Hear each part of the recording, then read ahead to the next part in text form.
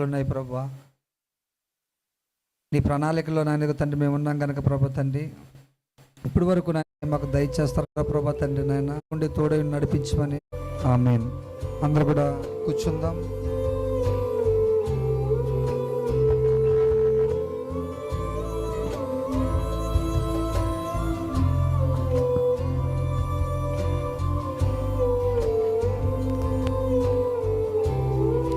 దయచేసి బయట ఉన్నవారు కూడా, ఇక్కడ 4-5 చైర్స్ ఖాళీ ఉన్నాయి, వాక్యం జరగబోతుంది కాబట్టి లోపల కూర్చోడానికి ప్రయత్నించండి. థ్యాంక్ యూ అండి.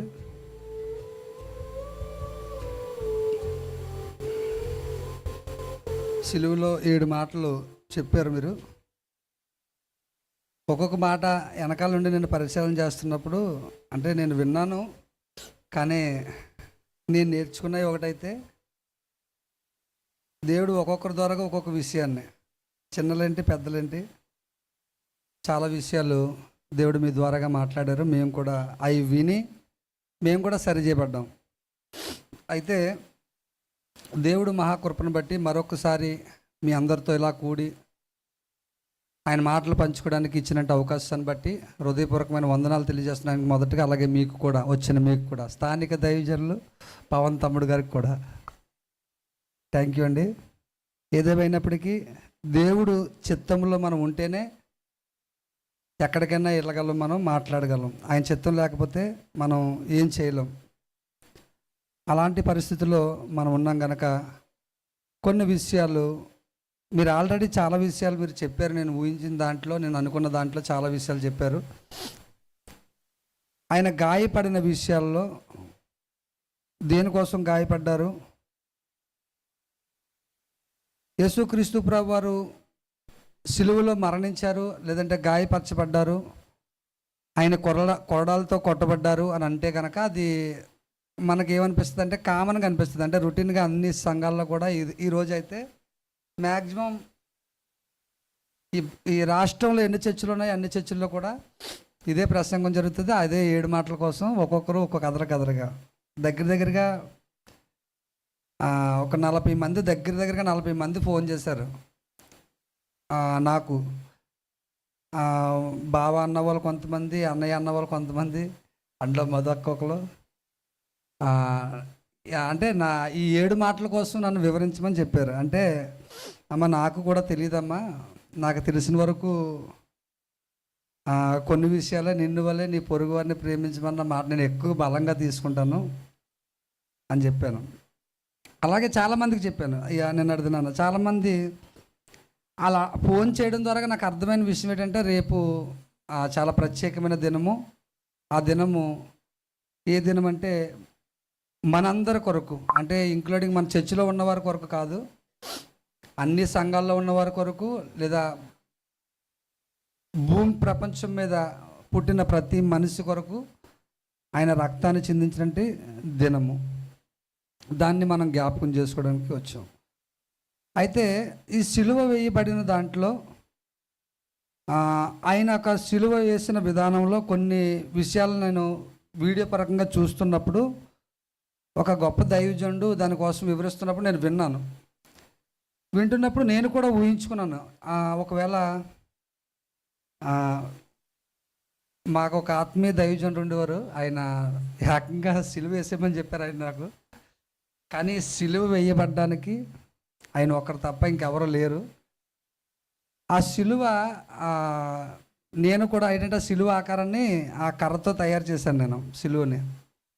ఇంతకీ నాకు తెలియదు ఆయనకి సిలువ వేస్తామా ఏమని అంటాడన్న విషయం నాకు తెలియదు. మా ఆత్మీయ దైవజనులు సిలువ ఒకటి దిగ్గొట్టమంటే సిలువ నేను మామూలుగా అడ్డుగా ఒకటి అలా పక్కన ఒక కర్ర, ఈ పక్కన ఒక కర్ర తెచ్చి అడ్డుగా వేసి మేకలు వేసేయమన్నారు. కర్రకి వేసిన తర్వాత ఈ దృశ్యాన్ని ఆయన చూస్తున్నారు. ఇలాంటి చిన్న చిన్న వీడియోలు వాళ్ళ మనవడు చూపిస్తుంటే తట్టుకోలేక నేను చచ్చిపోతానని చెప్పి ఏం చేశారంటే, ఆ సిలువకి నాకు కూడా మేకలు వేసేయండి అన్నాడు ఆయన. ఏ సిలువకి? నేను తయారు చేసిన ఆ సిలువకి ఆయన్ని కూడా మేకలు వేసేయమంటే చాలా నవ్వుకున్నాం అయాలైతే. కానీ ఆ సిలువను తెగొట్టినప్పుడు యాజ్డీస్గా అలాగే రావాలి. సిలువను తెగొట్టినప్పుడు యాజ్డీస్గా మనకి మూవీస్లోని కానీ బయట చిత్రాల్లో కానీ కనబడుతుంది కదా, అలాగే ఉండాలన్న ఒక ఆలోచనతో చెక్కని నేను ఆ కిందన కాళ్ళు కాడ పెట్టుకుంటే చెక్కని, తర్వాత ఇలాగ మేకులు వేస్తున్న ఈ అడ్డు చెక్కని కూడా నేను దిగ్గొట్టినప్పుడు ఒక ఆలోచన వచ్చిందనమాట. ఒకసారి మామూలుగా చేతులకి ఇలా తాళ్ళు కట్టుకొని ఒకసారి ప్రాక్టీస్ చేద్దామని, అంటే నేను అప్పటికి ఇంకా పూర్తిగా మారు మనసు పొందలేదు, కానీ ప్రాక్టీస్ చేద్దామని నన్ను కట్టేయమని చెప్పాను. ఫస్ట్ ఆ సిలువకి కట్టేయమని ప్రాక్టికల్ చిన్న వీడియో ఒకరు తీస్తున్నారు. నేను అది ప్రాక్టీస్ చేస్తున్నప్పుడు జస్ట్ 2 నిమిషాలు మాత్రమే ఉండగలిగాను. వెంటనే దింపండి అన్నాను. 2 నిమిషాలు మాత్రమే. ప్రాక్టికల్గా అది నేను చేయడం ప్రారంభిస్తే చాలా కష్టం అనిపించింది. ఎందుకంటే 2 నిమిషాలు ఆ కింద చెక్క ఉంటుంది కదా, కాలు కాడ ఉన్న చెక్క, ఈ చెక్క ఉంది కదా, కాలు మీద కాలు ఇలాగ వేసిన తర్వాత ఆ చెక్క మీద మనం మేకేస్తున్నప్పుడు చెక్క మీద ఆధారం ఎక్కువ ఉంటుంది. అంటే నేను అది మేకలు నేను వేయించుకోలేదు, కానీ చెప్తున్నాను, దాని మీద అలా కట్టారు కాబట్టి కొద్దిగా నాకు దాని మీద కొద్దిగా అవగాహన ఉంది.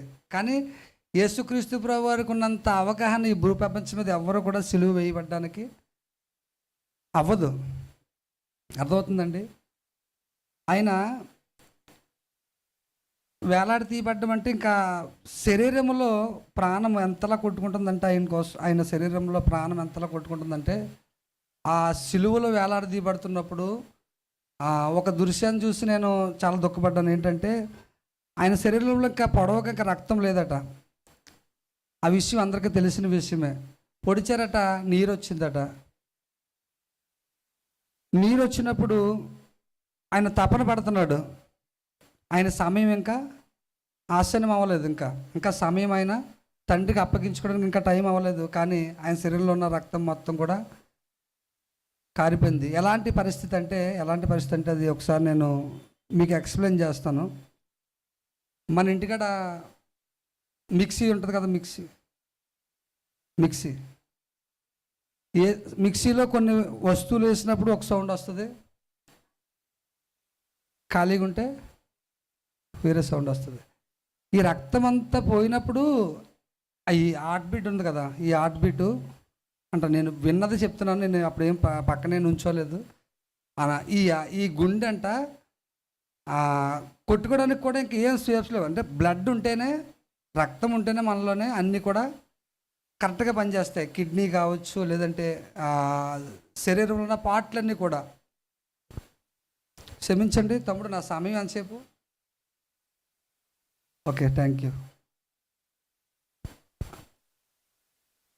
బ్లడ్ ఉంటేనే ప్రతిదీ కూడా, శరీరంలో ఉన్నదంటే ప్రతిదీ కూడా పనిచేస్తుంది. ఒకసారి యాక్సిడెంట్ అయినప్పుడు, నాకు యాక్సిడెంట్ అయినప్పుడు ఏం జరిగిందంటే, బండి మీద వెళ్ళిపోతున్నప్పుడు యువతల పక్క నుంచి అవతల పక్కకి ఓసగుచ్చిపోయినప్పుడు మొత్తం బ్లడ్ చాలాది పోయింది.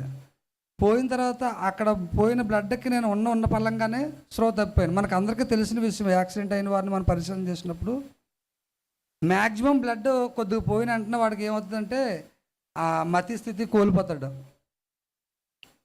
ఆయన శరీరంలో బ్లడ్ లేకపోవడం వల్ల, మొత్తం బ్లడ్ అంతా కూడా కారిపోవడం వల్ల కిడ్నీలు కూడా ఫెయిల్ అయిపోయాట.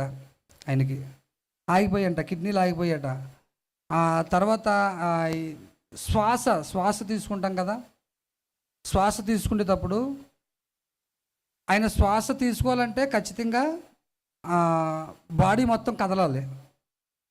శ్వాస తీసుకుంటే ఏం చేయాలి? బాడీ మొత్తం కదలాలి. ఈ చేతులకి మేకలే, ఆ చేతులకి మేకలే, కాలుకి మేకలే. Yes sir. అప్పటికి ఆయన శ్వాస తీసుకోవాలంటే 7 మాటలు పలకాలి. దేవుడు ప్రవచనం అది. దేవుడు పలికించవలసినట్టు మాటలు 7 మాటలు పలకాలి. కాబట్టి ఆ 7 మాటలు పలకడం కోసం ఆయన ఇంకా ఊపిరితో ఉన్నాడు. ఒకసారి ఆలోచించండి, ఆ సిలువలో పడ్డంటి యాతన.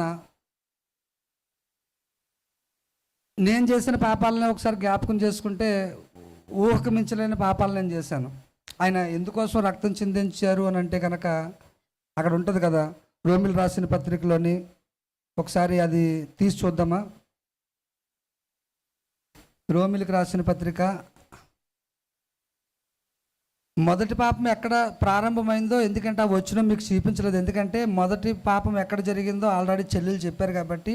ఆదికాండం 3వ అధ్యాయము 6వ వచనంలో కనబడుతుంది. అది పక్కన పెడితే రోమిలకు రాసిన పత్రిక 5వ అధ్యాయము 12వ వచనములో ఒక మాట ఉంటుంది. ఎవరైనా చదివి వినిపిస్తే.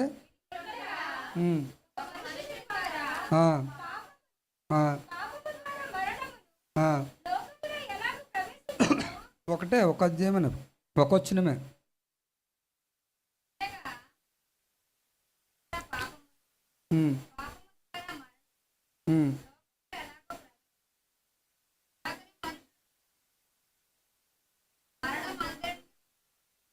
ఓకే అండి. ఎపిసిల్ రాసిన పత్రిక 1వ అధ్యాయము 7వ వచనం కూడా చదువుదాం.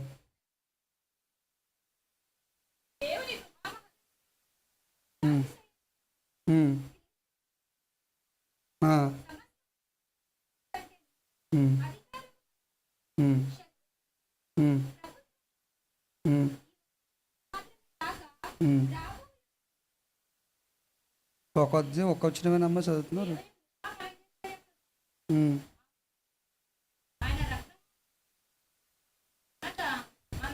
చాలమ్మా, అదే చదవమన్నాను. ఆయన రక్తం వల్ల ఏం జరుగుతుందంట? విమోచన. అర్థమవుతుందండి? పాపము, నేను చేసిన పాపాలు నేను లెక్కేసుకోవడం. ప్రతి మనిషి కూడా ఏం చేయాలంటే, క్రైస్తవులుగా అంటే క్రైస్తవులుగా పిలువబడిన వాళ్ళు ఒకవేళ ఇంకా లోకంలో ఉన్న వాళ్ళు అయితే వారికి ఉన్న చేసినట్టు అతిక్రమంలో లెక్క పెట్టుకోరు. అంటే చేస్తున్న రొటీన్ అయిపోద్ది. కానీ క్రైస్తవులుగా పిలువబడుతున్న మనము ఒకసారి మనం కౌంట్ చేసుకుందాం. ఇప్పుడు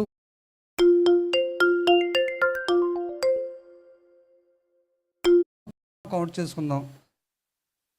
అంటే ఆయన ఒక్కొక్క దెబ్బకి ఒక్కొక్క కారణం ఉంటుంది. ఆయన ఇంచుమించుగా సిలువలో ఆయన కొట్టిన దెబ్బలు అంటే ఇంచుమించుగా 39 దెబ్బలు ఎన్నో కొట్టారట.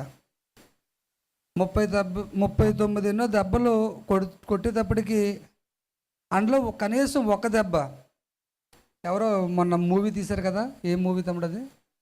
ప్యాషన్ ఆన్ క్రైస్ట్ మూవీలో, ఆ మూవీ తీసిన ఆయన ఆ సినిమా తీస్తుంటుండగానే మరి క్యారెక్టర్లోకి వెళ్ళాలి కదా. క్యారెక్టర్లోకి వెళ్ళాలంటే మనోడు మొత్తం అన్నీ కూడా ఆ చర్మానికి సంబంధించినవి అన్నీ కూడా వెనకాల అన్నీ కూడా పెట్టినా సరే కానీ మరి రియల్గా ఉండాలి, రియల్ స్టోరీలా రావాలి. అక్కడ ఆ ఉన్నది ప్యాషన్ ఆన్ క్రైస్ట్ మించుమించుగా మనకు కనెక్ట్ అవుద్ది, ఎందుకంటే వాక్యానికి దగ్గరగా ఉంటుంది. ఆయన ప్రాక్టికల్గా ఆయన షూటింగ్లో చేస్తుంటే ఒకటి గుచ్చుకుంటుందంట, ఒక ముళ్ళు గుచ్చుకుంటుందంట. దానికి ఎన్ని కుట్లు పడ్డాయి చెల్లి? 16 కుట్లట. మరి అలా అయితే ఒక చిత్రాన్ని చూపిస్తాను మీకు, ఒక చిత్రాన్ని చూపిస్తాను.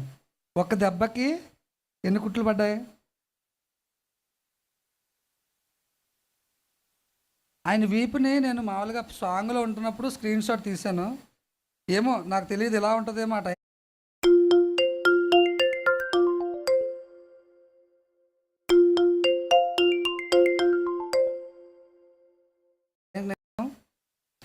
ఇలా ఉంటుందేమో తెలియదు కానీ ఇంకా దారుణంగా ఉండవచ్చు. ఒకసారి ఆ కెమెరాలో జూమ్ చేయండి. ఇది ఫోటో మన వీడియోలో చూపించడం బాగుంటుంది. ఈ ప్యాషన్ ఆన్ క్రైస్ట్ ఈయనకి దెబ్బ తగులుతున్నప్పుడే ఒక దెబ్బ తగిలిందంట. ఇదంతా కూడా ఇది యేసుక్రీస్తు ప్రభువు కాదు, ఇది అర్థమైందండి. ఒక మనిషి ఆయన క్యారెక్టర్ని యాక్ట్ చేస్తున్నాడు ఆయన. సో ఈ వెనకాల ఉన్నదంతా కూడా చాలా చర్మాన్ని అమిడ్చారట. చర్మాన్ని అమిడిచి దాన్ని ప్రాక్టికల్గా చేయాలి కాబట్టి యేసుక్రీస్తు ప్రభువుని కొట్టినప్పుడు ఒక దెబ్బ తగిలితే ఇంచుమించుగా 16 కుట్లు పడ్డాయట. మరి అలా అయితే యేసుక్రీస్తు ప్రభువు ఎన్ని కుట్లు కుట్టించుకోవాలి? సరే ఆలోచించండి. మన పాపాలని కౌంట్ చేసుకుందాం. ఎందుకంటే నేను చేసిన పాపాల కోసం యేసుక్రీస్తు ప్రభువు మరణించారు అని నేను 100%గా నమ్మాను. నమ్మిన తర్వాత నేను ఏం చేయడం ప్రారంభించానంటే, ప్రతి పాపానికి ఒక దెబ్బ, ప్రతి పాపానికి ఒక అవమానం. అర్థమవుతుందండి? ఆయన స్వకీలు అంటే ఎవరు? కుటుంబ సభ్యులు. అర్థమవుతుందండి? కుటుంబ సభ్యులు, అన్నదమ్ములు. యేసుక్రీస్తు ప్రభువారు పుట్టిన తర్వాత ఇంకా తమ్ముళ్ళు ఉన్నారు. వాళ్ళ కోరిక కూడా ఏంటంట? సిలువేసేయండి. అర్థమవుతుందండి. వెళ్ళిపోమని చెప్తారు ఒక సందర్భంలో. నేను విన్నది చెప్తున్నానమ్మా, బైబిల్లో నేను లోతుగా పరిశీలన చేయలేను. అన్నదమ్ములు అందరూ కూడా ఏం చెప్తారంటే సిలువ వేసండి, అక్కడికి వెళ్ళిపో అంటారు, ఆ ప్రాంతానికి వెళ్ళిపో అంటాడు ఆయన. అంటే వెళ్ళిపో అనడానికి అర్థం ఏంటంటే అక్కడికి వెళ్ళగానే జరగబోయే ప్రక్రియ ఏంటి, జరగబోయేది ఏంటి, నష్టం. ఆ ప్రాంతానికి వెళ్ళిపోతే ఇంకా ఆయన సిలువ వేసేస్తారు. సో ఈ ఈ కుటుంబ సభ్యులకు కూడా సిలువ వేసేయమనడానికి ఇష్టంగానే ఉన్నారు వాళ్ళు. తర్వాత ఎవరు సిలువ వేసేయమనడానికి ఆ కుటుంబ సభ్యులు కూడా వెళ్ళిపోమంటారు కదా. తర్వాత తల్లి కనుక మరియమ్మ ఆ యేసుక్రీస్తు ప్రభువారు వైపు చూస్తుంది. నేను అప్పుడు లేను, కానీ ఆ దృశ్యాన్ని నేను ఊహించుకొని చెప్తున్నాను. యేసుక్రీస్తు ప్రభువారు 2 మేకులు వేసిన తర్వాత సిలువను తిరిగేస్తారు కదా. ఆ సందర్భం చూసారు మీరు సినిమాలో? తిరిగేస్తారు కదా. ఇలాగా తిరిగేస్తున్నప్పుడు సిలువ ఎంత బరువు ఉంటుందో తెలియదు. మరి నేను ఉదాహరణగా నేను కొన్ని విషయాలు చెప్పాను గ్రూప్ కాల్లో. 120కి పైగా మేకులు వేయబడి ఆల్రెడీ గాయపరచబడి ఆ సిలువ ఇలా తిప్పిపడుతున్నప్పుడు మరియమ్మ అక్కడ ఎదురుకుంటుంటుంది. నాకు తెలియదు అప్పుడు అక్కడ అలా ఉన్నారో లేదో తెలియదు నాకు. నువ్వు కాదమ్మా మరియమ్మ, ఓన్లే, థ్యాంక్ యూ. అలా ఎదురుకుంటా కూర్చుంటుంది. ఈయన ఇలా తిరగబడి పడిపోతున్నప్పుడు సిలువ అంతా కూడా 120 కేజీల బరువు మొత్తం కూడా అన్ని పడిపోతున్నప్పుడు ఒకసారి ఊహించండి, మన కడుపును పుట్టిన బిడ్డని కొడుకుని కానీ కూతుర్ని కానీ ఎవరైనా రక్తం వచ్చినట్టు కొడుతున్నారు అనుకో, తల్లి పరిస్థితి ఎలా ఉంటుంది? నేను ఇప్పుడు మామూలుగా నేను చెప్తున్నాను, పవన్ తమ్ముడు కోసం మాట. పవన్ తమ్ముడు మమ్మీ డాడీ కనీసం ఎండలో కూడా నలగొడదు బాబు అని చెప్పి సేఫ్ జోన్లో ఉండాలని అనుకుంటారు. యేసుక్రీస్తు ప్రభువారిని కూడా సుదిమెత్తనగానే పెంచారు. ఆ 30 సంవత్సరాలు కూడా సుదిమెత్తనగానే, కనీసం ఆయనకి కష్టం అంటే ఏంటో తెలియకుండానే పెంచారు. ఆయన పెంచిన ఆయన ఈ దెబ్బలన్నీ అనుభవించాలంటే నీ పాపం మీద దెబ్బలు, నా పాపం మీద దెబ్బలు, సర్వలోక మానవుల మీద అందరి కోసం దెబ్బలు కాయాలంటే ఆయన శరీరాన్ని ఎంత నల్లగొట్టుకొని ఉంటారు. అర్థమైందండి? ఆయన శరీరాన్ని బలపరచుకోవడం కోసం ఆ 40 దినాలు అరణ్యంలోకి వెళ్ళిపోతారు. ఆయన ఎంతమంది వాళ్ళ ఫాస్టింగ్ ఉన్నారు ఇక్కడ? యాక్చువల్గా మనకి ఏ శ్రమ లేదు. ఎందుకంటే మనల్ని శ్రమ పడమని చెప్పి యేసుక్రీస్తు ప్రభువు మనకు చెప్పలేదు. నిన్ను నువ్వు బలపరచుకోవడం కోసం తప్ప. ఇంట్లో నువ్వు ఉపవాసం ఉండడం వల్ల యేసుక్రీస్తు ప్రభువు వారికి ఒరిగేది ఏది? అర్థమైందండి? ఉపవాసం మనం బలపరచుకోవడానికి. ఆ తర్వాత ఆ ఉపవాసం వల్ల యేసుక్రీస్తు ప్రభువు ఏంటంటే ఆ రాబోయే ఏదైతే శ్రమ ఉందో, ఆ శ్రమ తట్టుకోవడం నాట్ ఈజీ అండి అది. ఎందుకంటే మామూలుగా ప్రాక్టికల్గా చూడండి, ఈ మన రోమన్ క్యాథలిక్స్ సంబంధించిన వాళ్ళు చిన్న సిలువ కట్టేలా ఈడ్చుకుంటూ వెళ్తుంటారు చాలామంది గ్రామాల్లో. మీరు చూసారు లేదా? తునిలో ఎక్కువ జరుగుతుంటాయి. అదే కొద్దిగా కష్టంగా ఉంటుంది. కానీ నీ మీద, నా మీద, ప్రతి సర్వలోక మానవుల మీద, అందరి మీద పాప భారం ఒకేసారి ఆయన మీద పడిపోయిందంట. ఎంత భారం తెలుసండి? ఒకడు చేసిన పాపాలకే క్షమాపణ కోరితే ఆ వ్యక్తికి క్షమించలేని పరిస్థితి. అర్థమవుతుందండి? మా అన్నయ్య ఒక తప్పు చేస్తే తీసుకెళ్ళి జైల్లో పడిస్తారు. మన కళ్ళ ముందే చూడాలి తప్ప బయట ఎక్కడ చూడొద్దు. ఎవరైనా ఒక తప్పు చేస్తే మనం క్షమించాం. అర్థమవుతుందండి? అసలు రూల్ ప్రకారంగా చెప్పాలంటే ఎలాంటి వ్యక్తులకి సిలువ వేస్తారు అక్కడ ఆ కాలంలో అయితే? ఎలాంటి వ్యక్తులకు సిలువ వేస్తారంటే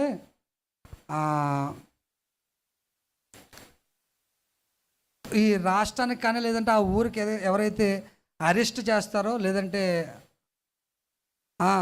నాశనం చేస్తారో, దొంగలు, తర్వాత ఇంకోటి ఏంటంటే వాళ్ళు ఇంకో పదం ఏదో అంటారు, బండిపోట్లు. అంటే వాళ్ళు మనుషులు చంపడానికి కూడా వెనకాడరు. అర్థమైందండి?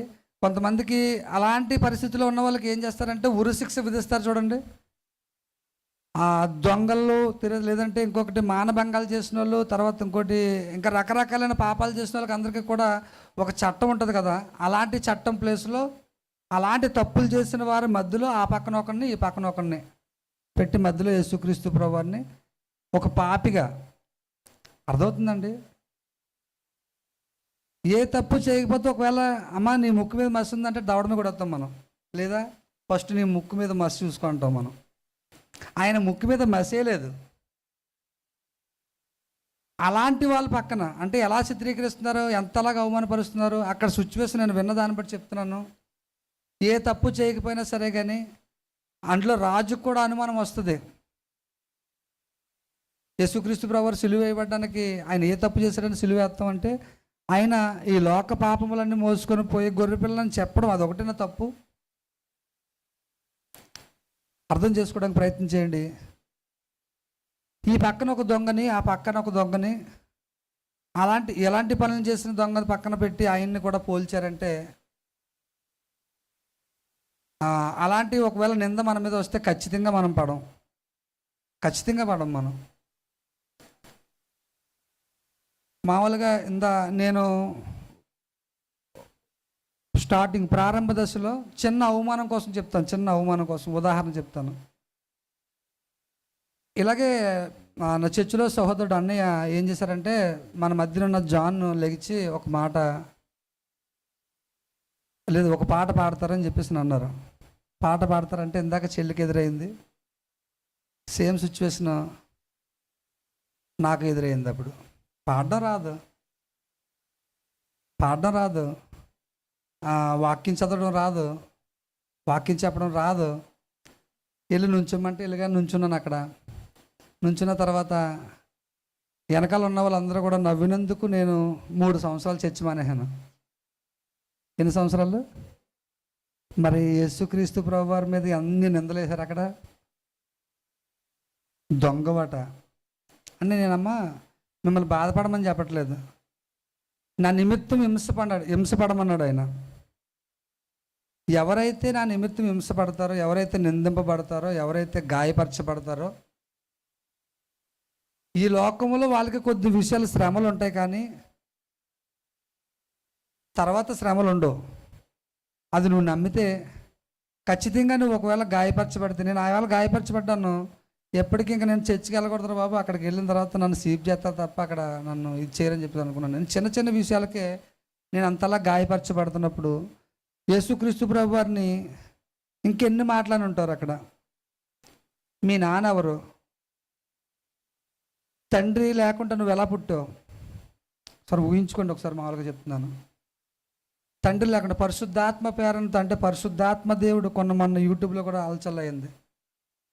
పరిశుద్ధాత్మ దేవుడు నీ తండ్రా? ఆయన తండ్రా? చూడండి, సృష్టికర్త మీద నేరం మోపవలసిన నేరాలు మనుషులు ఆ కాలంలో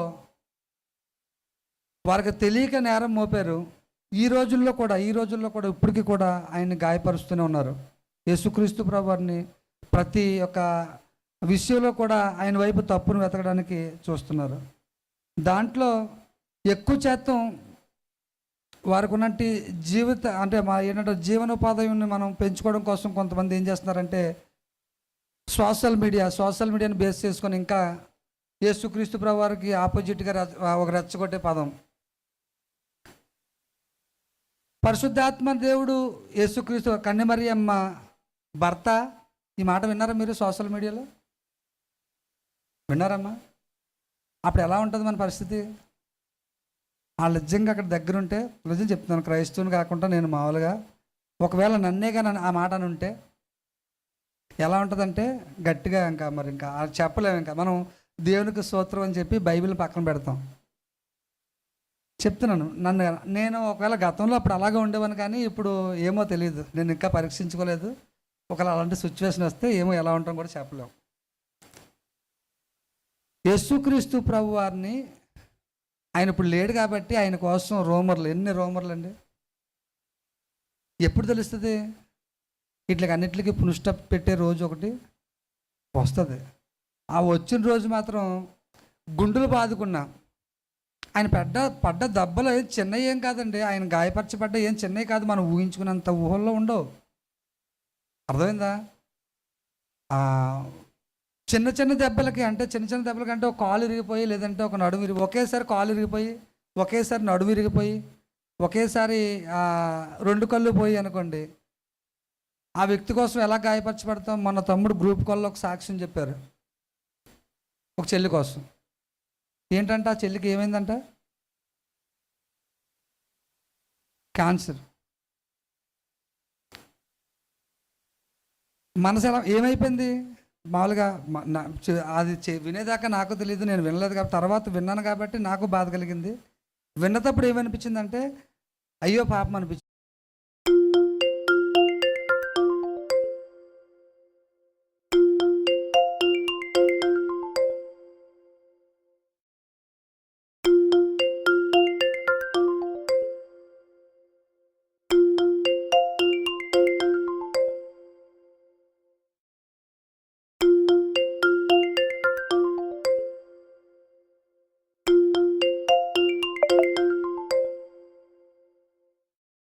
వచ్చింది.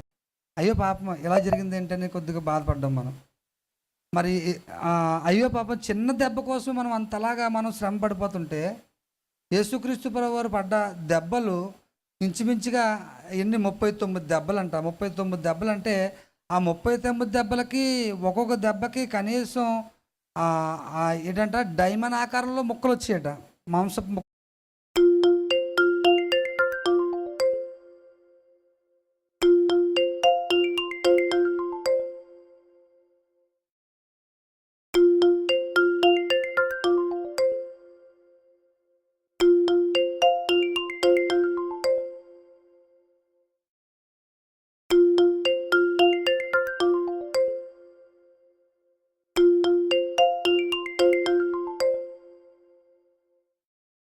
ముక్కలు. డైమండ్ ఆకారంలో. డైమండ్ ఆకారం అంటే ఇప్పుడు మనం మటన్ షాప్కి వెళ్ళి మటన్ కొట్టిస్తామా, ఆ కొట్టించినప్పుడు పీసులా వస్తే అలాగా పీస్కి వచ్చిందంట. పీస్ వచ్చిన తర్వాత వెంటనే దాంట్లోంచి కనబడేది ఏంటంటే బూన్స్, నరాలు. అర్థమైందా? ఎంత శ్రమ పడ్డాడు తెలుసు. దేనికోసం ఇంతకంటే ఆ నిత్య జీవం మనకి ఇవ్వడం కోసం. ఆ నిత్య జీవం పొందుకోకపోతే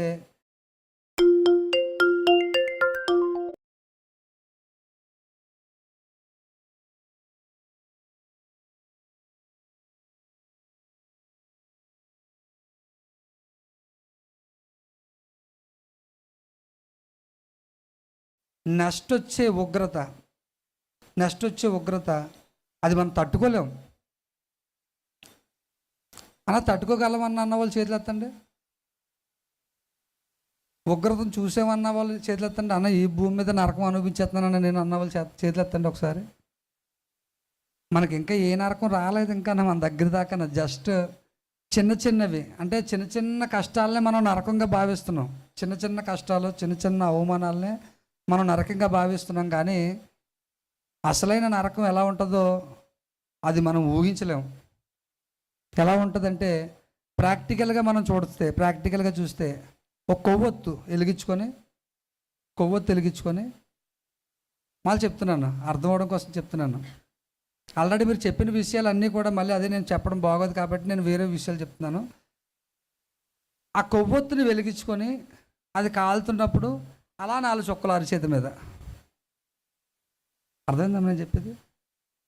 అలా 4 చుక్కలు అరిచేతి మీద వేసుకుంటే ఎంత పెయిన్ వస్తుంది? ట్రై చేద్దాం ఒకసారి. ఎవరికైనా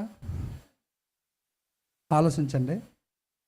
కొవ్వొత్తు కాలే ఉంటుంది కదా మీకు ఎవరికైనా వెలిగించినప్పుడు కానీ, లేదంటే అగరబత్తి, లేదంటే దోమల పిల్ల గట్ట వెలిగించినప్పుడు కాలే ఉంటుంది కదా. లేదంటే మాకైతే కర్రల పొయ్యి కాబట్టి కర్రల పొయ్యిలో ఎగదొస్తున్నప్పుడు చాలాసార్లు కాలింది. మరి చిన్న మంట ఒక సెకండ్ కాలినందుకే నువ్వు అంతలా పెయిన్ అనుభవిస్తున్నావు కదా. అర్థమవుతుందా? దేవుడు ఎందుకు మన కోసం మరణించవలసి వచ్చిందో చెప్తున్నాను మీకు. ఆ చిన్న మంటను నువ్వు తట్టుకోవడానికే నీకు అంత కష్టంగా ఉంటుంది కదా, లేదా ఆ చిన్న కొవ్వొత్తునే నువ్వు తట్టుకోవడం నీకు అంత కష్టంగా ఉంటుంది కదా, దానికి 1000 రెట్లట. అర్థమవుతుందండి? ముగింపు లేదు ఇంతకీ. యుగములు అన్నాడు ఆయన, అంతేగాని దానికి ఒక ఏంటంటారు టోల్గేట్ పెట్టలేదు అక్కడ. యుగములు అన్నాడు. ఎందుకు యేసుక్రీస్తు ప్రభువారు ఈ భూమి మీదకి రావాల్సి వచ్చిందంటే ఈ పాపంలో నుంచి గొర్రె, ఇందాక ఎవరో చెల్లి చెప్పారు, 3వ ఆజ్ఞ లేదంటే 2వ ఆజ్ఞ, గొర్రె దగ్గర నుంచి గొర్రె రక్తాన్ని చిందిస్తే పాపం పోదట, మేక రక్తాన్ని చిందిస్తే పాపం పోదంట. మరి ఎవరు చిందిస్తే పాపం పోతుందంట అంటే ఆయన చిందిస్తేనే పోతుంది. కాబట్టి ఆయన మొదటి నుంచి పరిశుద్ధుడై ఉండాలి. ఎప్పటి నుంచి? ఆయన పుట్టుక కూడా పరిశుద్ధమై ఉండాలి. ఆయన ప్రవచనం కూడా పరిశుద్ధమై ఉండాలి. ఎవరిలో జన్మించబోతున్నాడో, ఎవరు గర్భం ధరించబోతున్నారో ఆ స్త్రీ కూడా పరిశుద్ధమై ఉండాలి. అలాంటి ఆ స్త్రీని వెతుకుతున్న ఈ ప్రయాణంలో మరియ గారు కనబడతారు. అంత పరిశుద్ధుడైన దేవుడు ఎందుకు ఈ లోకం మీదకి వచ్చాడంటే ప్రతి ఒక్కరికి తెలిసిన విషయమే, కొంతమందికి ఇంకా తెలియదు. తెలిసినా ఏం చేస్తారంటే టేక్ డీజీ అంటే పర్లేదులే, ఆ శ్రమ ఇంకా మనం చూడలేదు కదా. పరలోకం ఉందని ఎంతమంది నమ్ముతున్నారు? నువ్వు నమ్మట్లేదమ్మా, స్లోగా ఎత్తావు. పరలోకం ఉందని నమ్ముతున్నారా? బల్ల గుద్ది చెప్పగలరా ఉందని? నరకం చూసారా అంటే ఏం సమానం చెప్తాం? చూసారంటే మనం ఎవరూ చూడలేదు. మరి ఉందని ఎలా నమ్మాలి?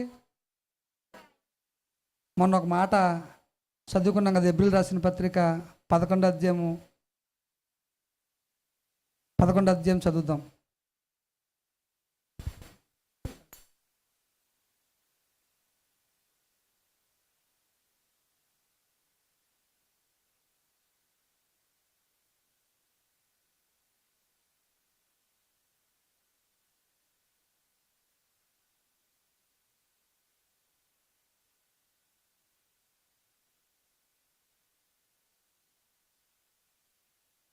అదృశ్యమైనవి అంటే మన కంటికి కనిపించినవి.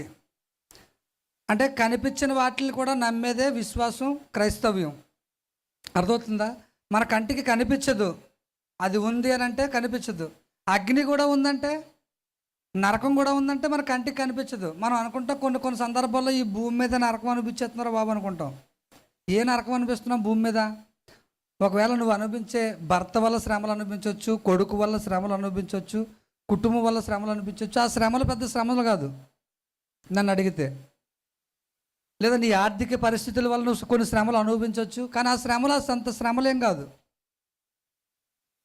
కానీ రాబోయే శ్రమ తట్టుకోలేమని దేవుడు యేసుక్రీస్తు ప్రభువు వారు ఈ లోకంలోనికి దిగి వచ్చి నీ కోసం, నా కోసం. చూడండి, ఒకసారి ఎవరైనా ఒక తప్పు చేసినప్పుడు ఆ తప్పు చేసిన వ్యక్తి కోసం ఇంకొక వ్యక్తి ఎవరైనా జైలుకి వెళ్ళిన సందర్భం మీరు చూసారా? చూసే ఉంటారు, సినిమాల్లో చూసే ఉంటారు. భార్య ఏదో తప్పు చేస్తే ఆ భార్య తప్పు మీద భర్త వేసుకొని జైలుకి వెళ్ళిన సందర్భాలు చూసే ఉంటాం. అలాగే ఒక కొడుకు తప్పు చేస్తే కొడుకుకు బదులు తండ్రి జైలుకి వెళ్ళిపోవడం సందర్భాలు మనం చూసాం. నేరుగా ఉంటుంది. అంటే శిక్ష అంటే ఏ శిక్ష? అది పెద్ద శిక్ష ఏం కాదండి. అది జైలు శిక్ష దేవుడికి వేసిన శిక్షతో పోల్చుకుంటే జైలు శిక్ష చాలా చిన్నది. ఎంత చిన్నదంటే చాలా చిన్నది. జస్ట్ లైఫ్ అంటారు 14 సంవత్సరాలు, లేదంటే ఇన్ని సంవత్సరాలని డేట్ మెన్షన్ చేస్తారా? అన్ని సంవత్సరాలు అక్కడ ఏం పెడతారు? టార్చర్ పెడతారా? పెట్టరు కదా. టార్చర్ ఏం పెట్టరు కదా. ఒక్కసారి ఆ జైలుకి వెళ్ళిపోయిన తర్వాత ఇంకే టార్చర్ ఉండదంట. జస్ట్ తినడం, అక్కడ ఏదో పని చెప్తారు, ఆ పని చేయడం, ఇది చేయడం, మొత్తం మీద టైంకి స్నానం చేయడం, ఇవే చెప్తారు. అర్థమైందండి? కానీ మరో ప్రపంచం అది, మరో ప్రపంచం. నేను చెప్పే పాయింట్ మీకు అర్థమవుతుందో లేదో. మన కోసం ఎవరు కూడా జైలుకి వెళ్ళడానికి సిద్ధపడ్డవరు. ఇప్పుడు ఉన్న పరంగా నేను ఏదో కేసులో ఇరుక్కున్నానండి, నా కోసం మనం అందరం క్రైస్తవులే కదా చెప్తున్నాను. నిన్ను వాళ్ళే నీ పొరుగు వారిని, అమ్మా నేను చెప్తున్నాను మామూలుగా, నోటెడ్ చేసుకోండి. ఎవరో వచ్చారు, నేను ఏదో తప్పు చేశాను, ఇప్పుడు పోలీసులు వస్తున్నారు, అన్న మీరు సువార్త ప్రకటించవలసిన ఇంకా ఉంది కదన్నా, నీ బదులు నేను వెళ్ళిపోతాను అన్న వాళ్ళు ఎవరైనా ఉన్నారు అక్కడ? అనలేం, కష్టం. అని ఒకవేళ మన మీద ఉన్న ప్రేమను బట్టి ఒకవేళ వెళ్ళిపోతామని అంటాం, కానీ వెళ్ళిపోవడానికైతే సిద్ధం అవ్వం. ఎందుకంటే మనసులో లోపల ఎక్కడో అనవసరంగా జైలుకి వెళ్ళిపోవాల్సి వస్తుంది జానుని వల్ల అనుకుంటాం బల్లి కదా. లోపల పీకుతూ ఉంటుంది. ఒకరి కోసం మనం త్యాగం చేయడం అంటే మ్యాక్సిమం ఆలోచిస్తాం, ఎక్కువ శాతం ఆలోచిస్తాం. అంటే నీకు ఆ వ్యక్తికి ఎడబాటు. కానీ యేసుక్రీస్తు ప్రభు ఆలోచించలేదు. ఎడబాటు ఏం లేదు యేసుక్రీస్తు ప్రభు వారిలో. యేసుక్రీస్తు ప్రభు వారు నీ విలువ తెలిసిపోయింది ఆల్రెడీ. యేసుక్రీస్తు ప్రభుకి నువ్వేమవుతావో అర్థమవుతుందా? నువ్వెంత దగ్గర సంబంధమో, నిన్ను తయారు చేసింది ఎవరో అర్థమవుతుందా? ఎవరు తయారు చేశారు? తండ్రా కుమారుడా? కరెక్ట్గా చెప్పాలి. ఆలోచన ముగ్గురు, తయారు చేసింది ఎవరు? అయ్యగారు చెప్ప. యేసుక్రీస్తు ప్రభు వారు. తయారు చేసింది ఎవరు? మనం ఏమంటాం? తండ్రి, కుమార, పరిశుద్ధాత్మలు ముగ్గురు ఆలోచించుకొని. అంటే అక్కడ ఒక మాట ఉంటుంది కదా, మన పోలిక చెప్పున, మన స్వరూపం చెప్పున అన్న, మన అన్న పదాన్ని వాడతారు కాబట్టి ముగ్గురు చేశారు అనుకుంటాం. యేసుక్రీస్తు ప్రభువారే తయారు చేసి ఆయన నచ్చినట్లుగానే తయారు చేసుకున్నాడు దేవుడు. ఆయన ఊహించుకున్న ఊహ ప్రకారంగానే తయారు చేసుకున్నాడు దేవుడు. కానీ మనిషి ఆ ఊహలకు దాటిపోయి, అర్థమవుతుందా, ఆ ఊహలకు దాటిపోయి ఎవరు మొదట చేసింది ఎవరు?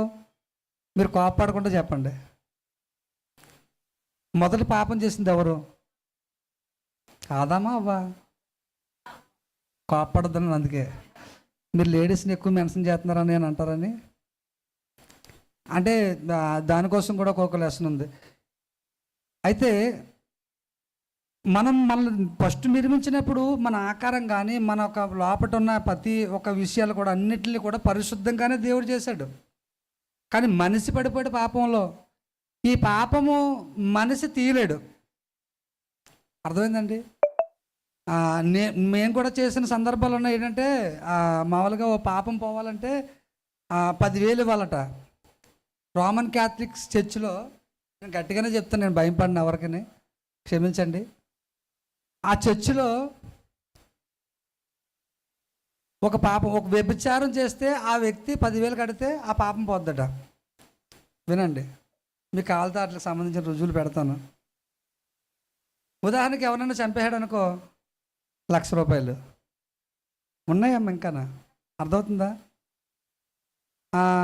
పోనీ ఎవరిదన్నా మాట తిట్టాడు అనుకో, దానికి ఒక కాస్ట్. అలాగా పాపానికి ఒక కాస్ట్, పాపానికి ఒక కాస్ట్.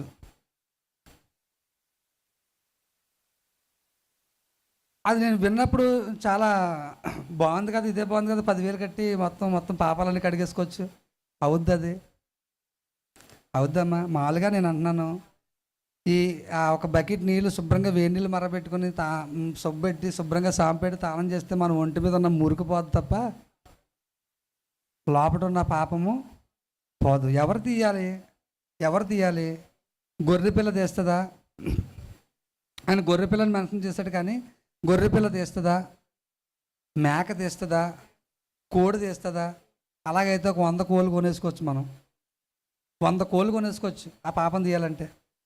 కానీ అది తీయడం కోసం 2025 సంవత్సరాల క్రితం యేసుక్రీస్తు ప్రభువారు ఈ లోకంలోకి వచ్చారంటే ప్రతి ఒక్కరికి కూడా టేక్ ఇట్ ఈజీగానే ఉంటుంది.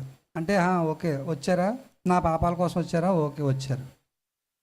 ఏం చేశారు అని అంటే రక్తం చిందించారు. ఓకే, రక్తం చిందించిన తర్వాత ఆయన అనుభవించిన దెబ్బల ప్లేస్లో ఒకవేళ మనం ఉంటే, ఆ ప్లేస్లో మనం ఉంటే, నేను ప్రాక్టికల్గా చేశాను కాబట్టి కొద్దిగా వాటి కోసం నాకు కొద్దిగా తెలుసు. అంటే ఆ తాళ్ళతోటి తీయబడ్డాను కాబట్టి కొద్దిగా కట్టారు కదా ఫ్రెండ్స్, అంటే చిన్న ఏదో షార్ట్ ఫిల్మ్ తీద్దాం కదా అని చేసాం మేము. కానీ 2 నిమిషాలు మాత్రమే, 2 నిమిషాలు. మీరు నిజంగా వాస్తవం చెప్పండి, 2 నిమిషాలు మాత్రమే. పెద్ద కేకలు వేస్తే దింపురని వాళ్ళు దింపేవారు కాదు. అర్థమైందండి? మరి యేసుక్రీస్తు ప్రభు వారు పొద్దు నుంచి సాయంకాలం 4-5 వరకు ఎలా ఉన్నారు ఆ సిలువలో? ఎంత పెయిన్! ఓ పక్క నుంచి నరాలు, ఓ పక్క నుంచి దుమ్ములు. ఈ దుమ్ముల మధ్యలో నుంచి వెళ్ళిపోయింది మేకు. ఎక్కడి నుంచి? ఇంట్లోంచి మధ్యలోంచి వెళ్ళిపోయింది మేకు. అది ఎంత మేకు అర్థమైందా? చెక్క దగ్గర చూడండి, ఫ్యాన్ కింద పడిపోకుండా ఉండడానికి చెక్క పెట్టాడు చూడండి. అలాగే చెయ్యి కిందకి పడిపోకుండా ఉండడం కోసం ఆ బాడీ కిందకి బేగా చచ్చిపోకూడదు. ఇంకా మీకు తెలుసండి, వాళ్ళు చేసిన తప్పుకి ఆ రోమన్ ఆ ప్రజలు ఏం చేస్తారంటే, ఏ వ్యక్తినైనా శిక్షించేటప్పుడు ఆ వ్యక్తి బేగా చచ్చిపోకూడదు, ఆ సిలువలోనే హింస పొందాలి. అర్థమైందా? ఆ సిలువలోనే హింస పొందాలి. కాబట్టి బేగా చచ్చిపోవడానికి ఇష్టపడరు. కాబట్టి మినిమం సిలువ వేసిన తర్వాత ఒక దైవజనుడు చెప్పిన మాట ఏంటంటే 7 days బతుకుతాడట. 7 days బతుకుతాడంట. సిలువ వేసిన మనిషి 7 days బతుకుతాడట. కానీ 7 days వరకు ఆ వ్యక్తిని ఉంచరట, ముందే చంపేస్తారట. 24 గంటల్లో ఎప్పుడు చంపేస్తారంట. నేను పూర్తిగా వినలేదు. అయితే నరాలు చూడండి, ఈ భూమిలో నుంచి మామూలుగా ముళ్ళు ఒకసారి యువతల నుంచి అవతలకి వెళ్ళిపోయినప్పుడు నేను చిన్న పెయిన్, ఎందుకంటే నా జీవితంలో నేను ఎక్కువ పరిశీలన చేసుకుంటాను కాబట్టి ఆ పెడలు ఇక్కడి నుంచి ఇక్కడికి గుచ్చిపోయింది, ఇక్కడి నుంచి ఇక్కడ గుచ్చిపోయింది, లోపటి నుంచి ఇలాగ యువతల నుంచి యువతలకు వచ్చి చీల్చింది. ఇక్కడి నుంచి ఇక్కడ గుచ్చిపోయినప్పుడు నేను ఎంత పెయిన్ అనుభవించుంటాను, అది అలా ఉండిపోయింది. లాగడానికి అవ్వలేదు, మిషనెట్టు కోసారు ఇది ఈ పెడలు. మళ్ళీ హాస్పిటల్కి వెళ్ళిన తర్వాత మొత్తం ఇండిషన్ వేసి తీసారు, లాగారు దాన్ని. చిన్న మేకు, ఒక మేకే. పెడలు అంటే వర్షాకాలంలో బండి అంటే సరదా ఎక్కువయ్యి నేను ఎక్కువ ఇలా షెల్ఫ్ కొట్టేటప్పుడు యువతల నుంచి యువతలకు వస్తుంది. చిన్న మేక, ఆ పెయిన్ ఎంత అనుభవించుంటో నాకు తెలుసు. కానీ దానికి 1000 రెట్లు పెయిన్. అర్థమవుతుందా? ఒకటే కాదు కదా, కాళ్ళకి వేసేసారు మేకులు, చేతులకు వేసేసారు మేకులు. అర్థమవుతుందా? ఇంకొక విషయం చెప్పమంటారా? ముళ్ళ కిరీటం జారిపోకుండా ఉండడం కోసం ఏం చేశారంటే, ఆ మేకు ఉంది కదా, చెక్క ఇచ్చుకొని గట్టిగా కూర్చితే మినిమం అంగుళన్నర దిగిపోయిందంట బుర్రలోకి. ఎంత? అంగుళన్నర. మనం ఇలాగ వెళ్తున్నప్పుడు పారముళ్ళు ఏదైనా గుచ్చుకుంటేనే సహించలేం మనం. పారముళ్ళు గుచ్చుకుంటేనే సహించలేము. కానీ అంగుళన్నర బుర్రలోకి, అంటే ఈ మెదడు ఎక్కడ ఉంటుంది? బుర్రకి ఈ మెదడుకి గ్యాప్ ఎంత ఉంటుంది? అర్థమవుతుందండి?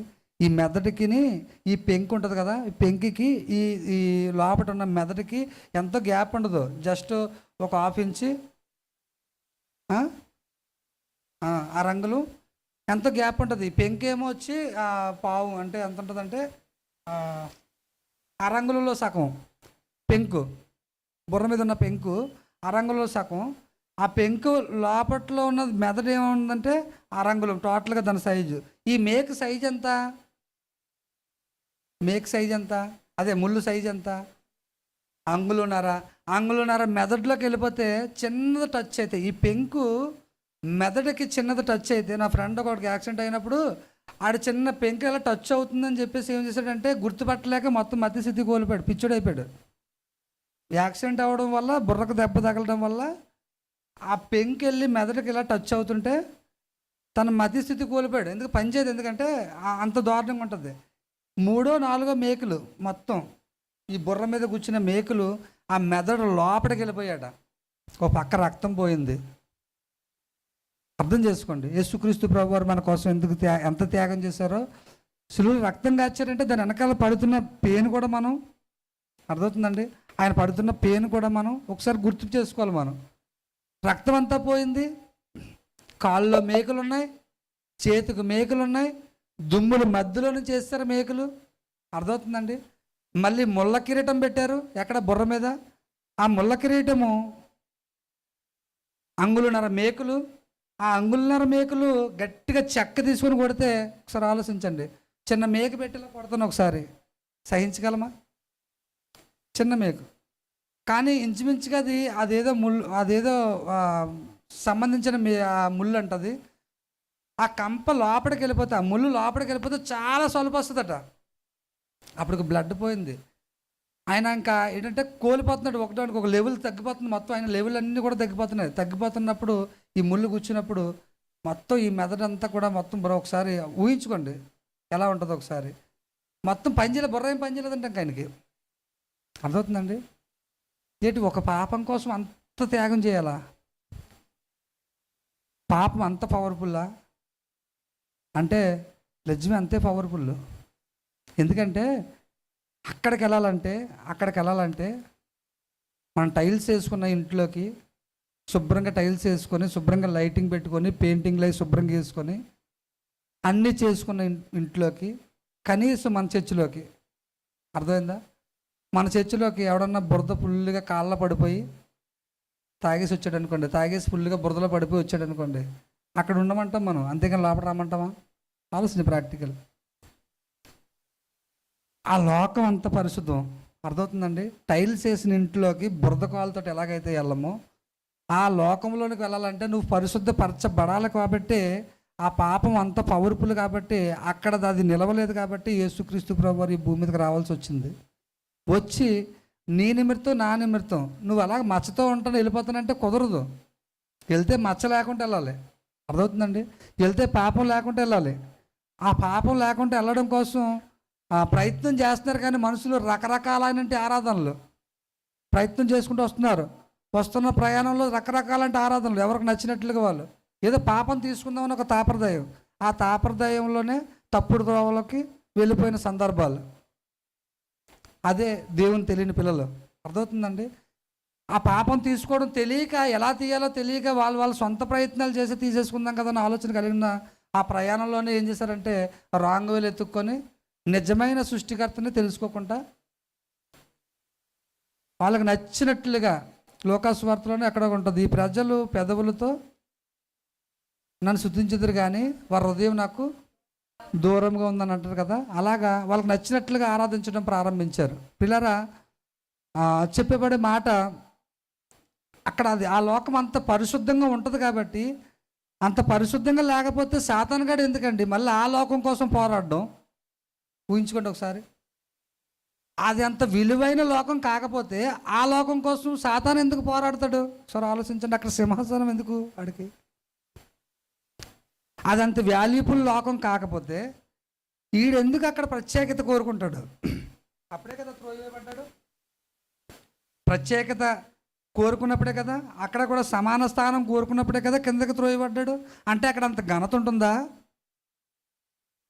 ఉంటుంది. మనం ఊహించలేం, అంటే మనం చూడలేం. అర్థమైందా? మనం ఊహించలేం. ఇందాక ఎబ్రిల్ రాసిన పత్రికలో చూసాం కదా, దృశ్యమైనవి అదృశ్యమైనవి మనకు కొన్ని సందర్భాల్లో మనకు కనిపించవు.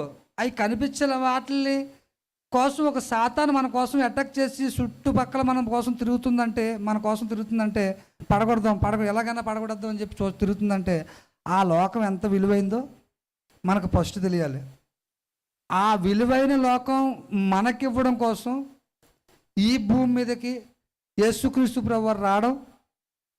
అర్థమైందంటే ప్రాసెస్ ఏంటంటే, ఈ గొప్ప ధన్యత నా పిల్లలు పొందుకోకుండా సాతానుగాడి కోసం నేను సిద్ధపాటు చేసిన లోకంలోకి వెళ్ళిపోతున్నారు.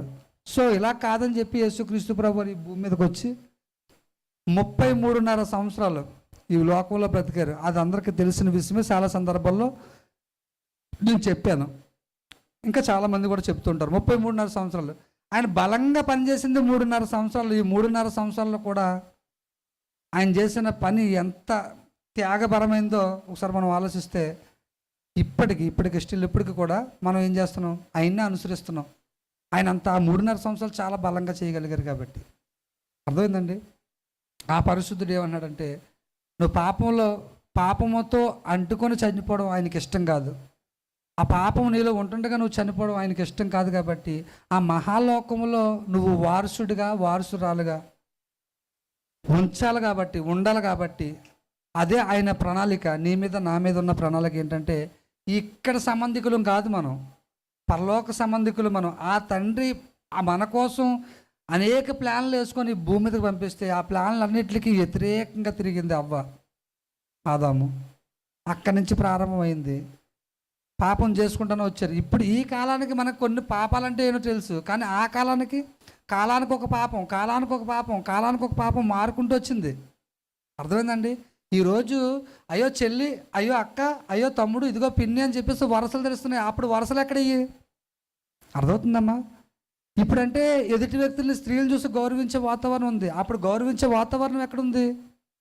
అలాంటి భయంకరమైన పాపాలు అన్నిటిని విడిపించబడాలంటే ఈ యేసుక్రీస్తు ప్రభువు రావాలి ఈ భూమి మీదకి. ఈ భూమి మీదకి వస్తే ఆయన మాత్రమే మన మీద ఉన్న పాప దోషాన్ని తీయగలగాలి. తీసిన తర్వాత ఆయన ఏమన్నాడు? జస్ట్ నువ్వు నా కోసం చేయవలసింది ఏమీ లేదు.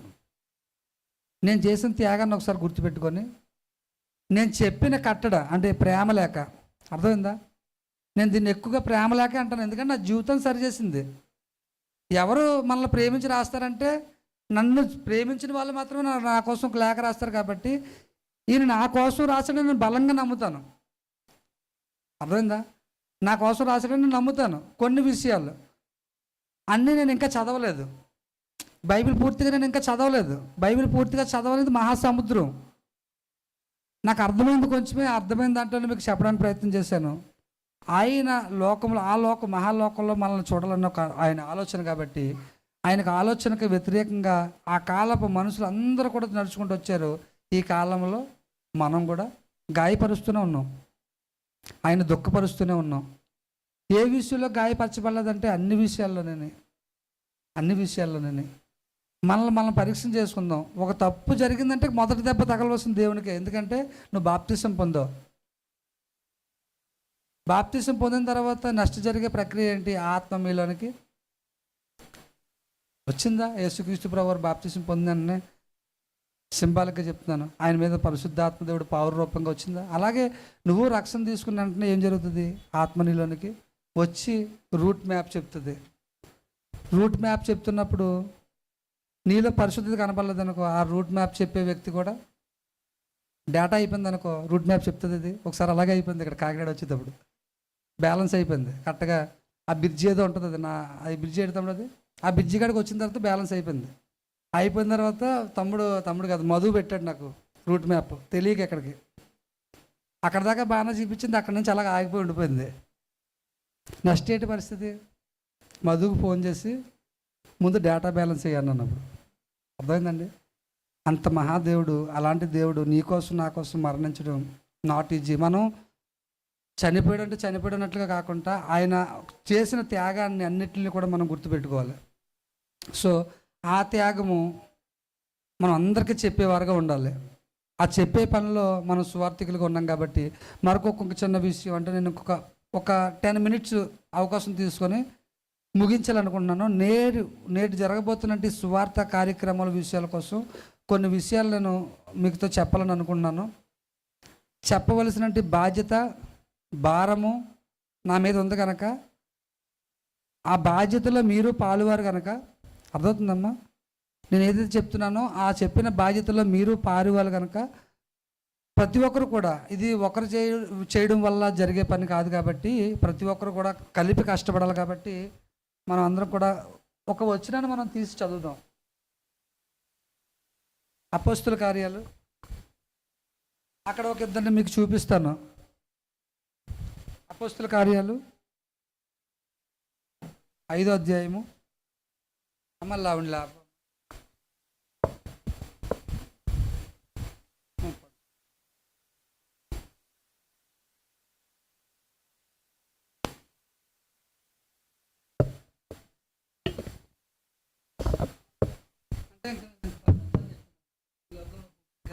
సుఖమే ఉంది. తీసారమ్మా అపోస్తుల కార్యాలు 5వ అధ్యాయము. అక్కడ ఎవరి కోసం ఉంటుంది మీకు ఆల్రెడీ మీకు ఒకసారి చదువుతారండి.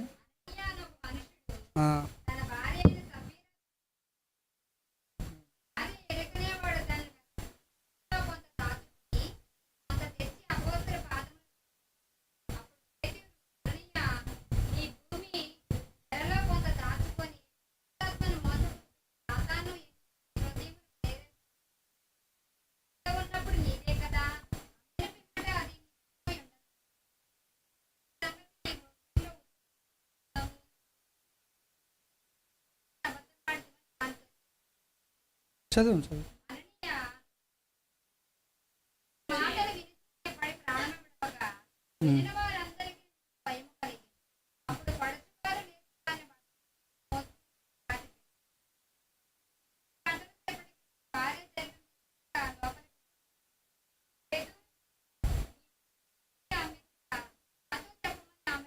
ఎవరు అడిగారంటండి?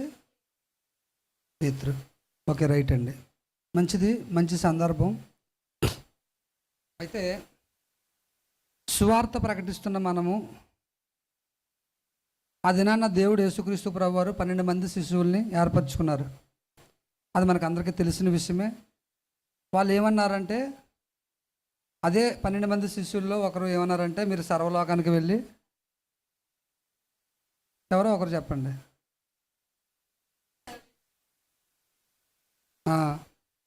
ఒకరు సువార్త ప్రకటించకపోతే శ్రమేనా? అదేనామన్నారు. సువార్త ప్రకటించకపోతే శ్రమ. ఈ సువార్తలో కొన్ని భాగాలు ఉన్నాయి. నేను ఏం చెప్పాలనుకుంటున్నానంటే, సువార్తలో కొన్ని భాగాలు ఉన్నాయి. అక్కడ జరుగుతుంది ఏంటంటే, పేతురు గారు ఆ ఉన్న ప్రాంతానికి లేదా ఆ సంఘానికి హెడ్ అనమాట. హెడ్ అంటే ఇప్పుడు మన పాస్టర్ గారు లాగా హెడ్.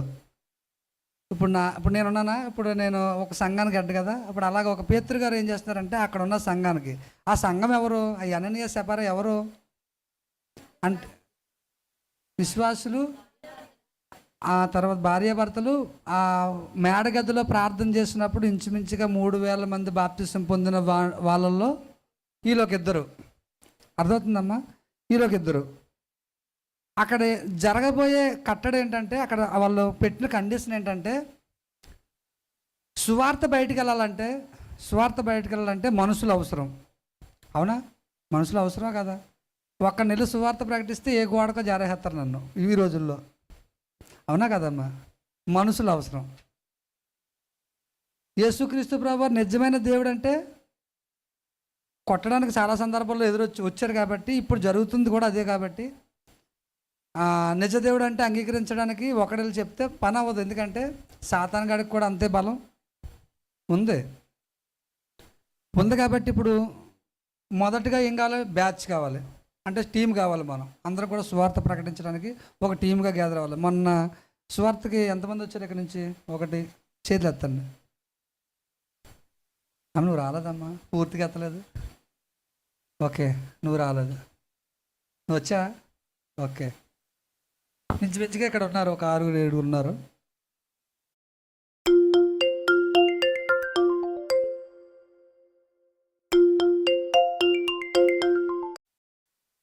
ఆ సువార్త విషయంలో అక్కడ తీసుకున్న భారాన్ని కొంతసేపు నేను మీకు వివరిస్తాను. 12 మంది శిశువులు సర్వలోకానికి వెళ్ళి సువార్త ప్రకటిస్తున్నప్పుడు మిగతా ఉన్న 3,000 మంది, ఎంతమంది ఏం చేయాలట? 12 మంది వెళ్ళారు అనుకోండి. ఉదాహరణ మనం 12 మంది వెళ్ళాలని సిస్టమ్ ఏం కాదు. ఇంకా ఎంతమంది అయితే సిద్ధపాటు అవుతున్నారో వారు అందరూ కూడా సువార్తకు రావడానికి సిద్ధం. మనందరికీ పని అప్పగించబడింది. ఆ భారం నీలో ఉంటే నువ్వు రావచ్చు సువార్తకి, తప్పేం లేదు. ఎందుకంటే ఆత్మను రక్షించాలనే ప్రయత్నం చేస్తున్నావు కాబట్టి రావచ్చు. సో 12 మంది శిశువులు బయటికి వెళ్ళి సర్వలోకానికి వెళ్ళి సువార్త ప్రకటిస్తున్నప్పుడు మిగతా 3,000 మంది ఏం చేశారంటే ప్రార్థన, ఇంకా ఈ అననీయ సెపరకి అప్పగించిన పని ఏంటి? ఏం పనమ్మా? ఎక్కడికి తేవాలట? నేను కానుకల కోసం వాటి కోసం చెప్పట్లేదమ్మా, మళ్ళీ మీరు తప్పుడుగా అర్థం చేసుకున్నారు కనుక. సువార్తలో కొన్ని భాగాలు పని చేయడం ఎంత ఇంపార్టెంటో, ఇప్పుడు మనం చేసే పని సువార్త, ఒక ఆత్మ రక్షింపబడుతుందంటే, ఒక వ్యక్తి దాహంతో పడిపోయి ఉన్నాడు, ఆ వ్యక్తికి వాటర్ బాటిల్ ఎంత? మళ్ళీ చెప్తున్నాను, ఈ 10 రూపాయల విషయంలో కూడా మనం సెల్ఫిష్గా ఉన్నాం అనుకో. మళ్ళీ చెప్తున్నాను, 10 రూపాయల విషయంలో కూడా సెల్ఫిష్గా ఉన్నాం అనుకో, ఆడు దాహం తీరుతుందా, ఆడు బతుకుతాడా? ఇప్పుడు సువార్త కూడా అలాంటిదే కదా. ఇప్పుడు మనం ఒక వ్యక్తిని రక్షించడానికి ఆయన భయంకరమైన పాపాల నుంచి బయటకు లాగుతున్నాం. ఎందుకు? మనం ఒడ్డునున్నాం కాబట్టి. మనం గోతులో ఉంటే ఆ గోతులో ఉన్నామని లాగలేం, ఎందుకంటే తాడు అందదు కాబట్టి. అర్థమైంది? మన సేఫ్ జోన్లో ఉన్న మనము ఏం చేయాలంటే, నశించిపోతున్న ఆత్మల పట్ల భారం నిజంగా మనకుంటే అక్కడ కొన్ని భాగాలుగా వంతులు వేసుకున్నారు. ఏంటి? 12 మంది సువార్త ప్రకటించడానికి వెళ్ళినప్పుడు 12 మందికి సపోర్ట్కి ఒక 2-3 అంటే ఇంకొక 20 మంది కూడా వెళ్ళడం. అంటే మొత్తం మీద ఎంతమంది? 12 + 20 32. ఇంకా ఎక్కువ మంది. నేను మామూలుగా ఊహించి నా ఊహ ప్రకారంగా చెప్తున్నాను. 12 మంది అయితే కన్ఫర్మ్. కానీ 12 మందితో పాటు ఇంకా సాకారులుగా ఉన్నవాళ్ళు, వాళ్ళకి మంచినీళ్ళు ఇచ్చేవాళ్ళు, వాళ్ళు పని చేస్తున్నప్పుడు కిందన స్టేజ్లు వేసిన వాళ్ళు, అర్థమవుతుందండి? ఇంకా కిందన మైక్ సెట్లు బిగించేవాళ్ళు.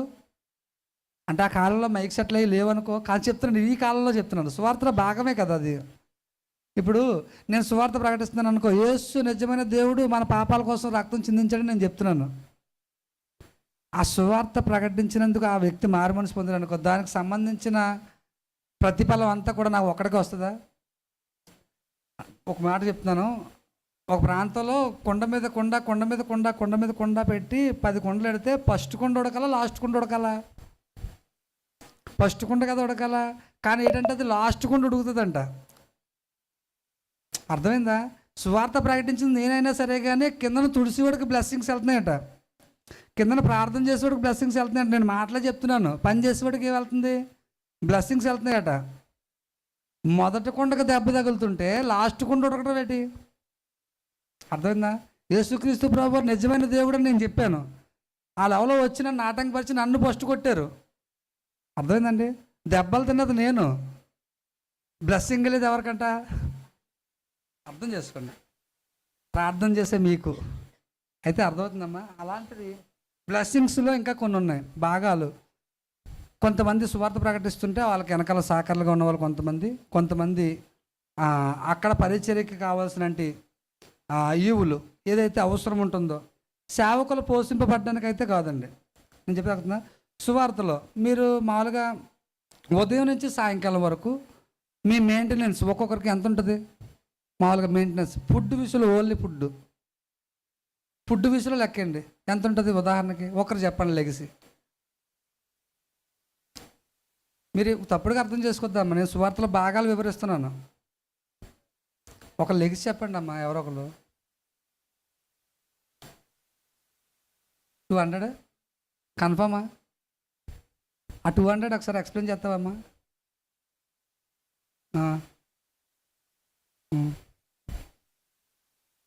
టీ మర్చిపోయారు వాళ్ళు. ఓకే, ఎంత 200 ఉంటుందా? నెలలో ఒక నువ్వు 100 రూపాయలు చాలు. 300 సూపర్ డాడీ. ఒక్కరోజు అంటే ఇందాక ఎవరో గారని చెప్పారు,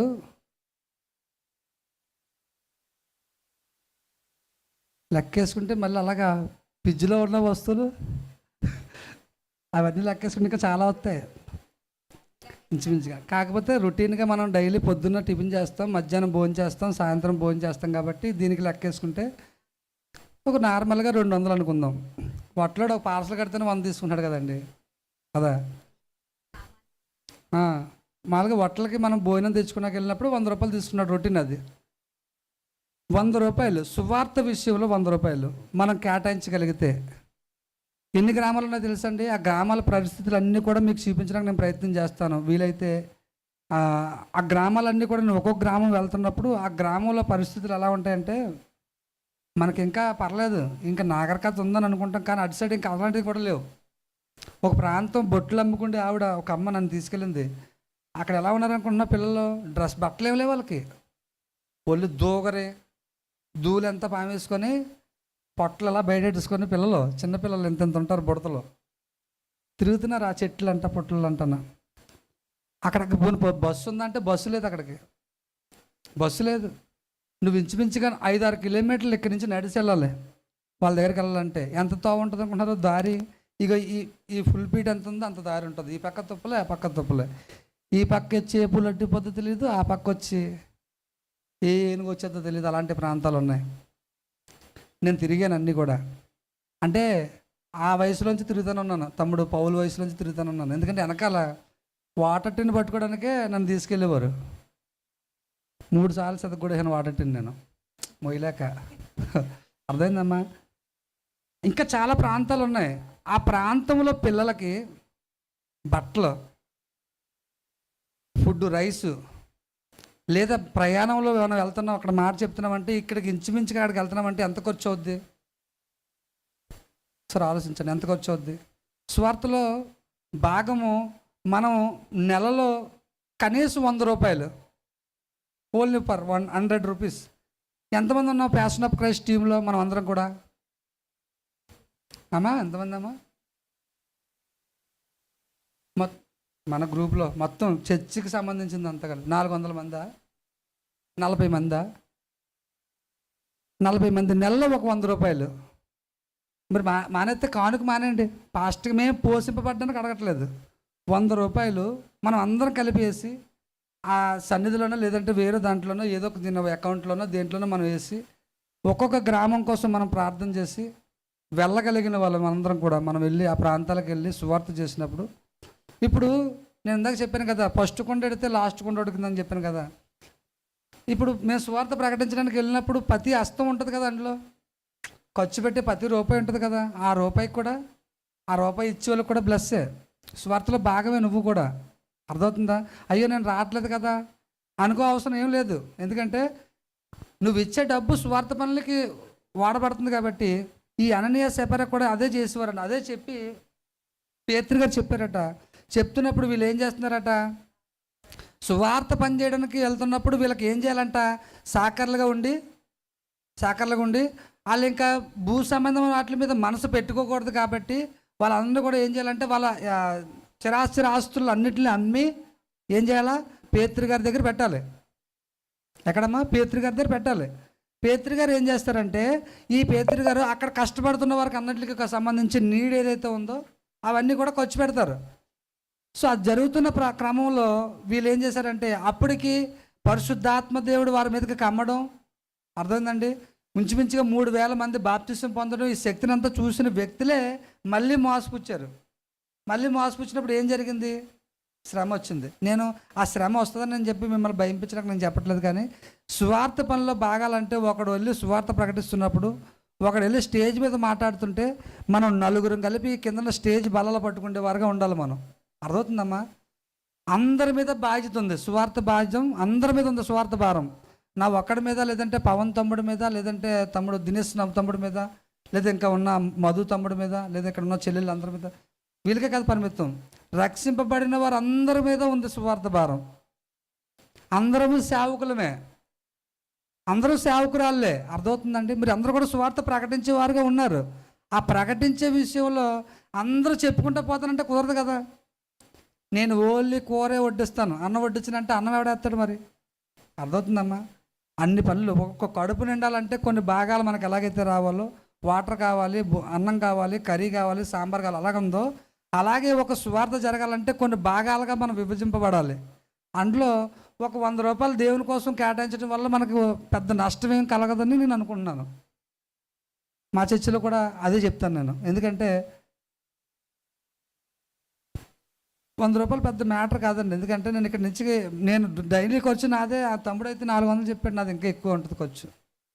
అన్ని లెక్కలు వేసుకుంటే ఇంకా ఎక్కువగా ఉంటుంది ఖర్చు నాది.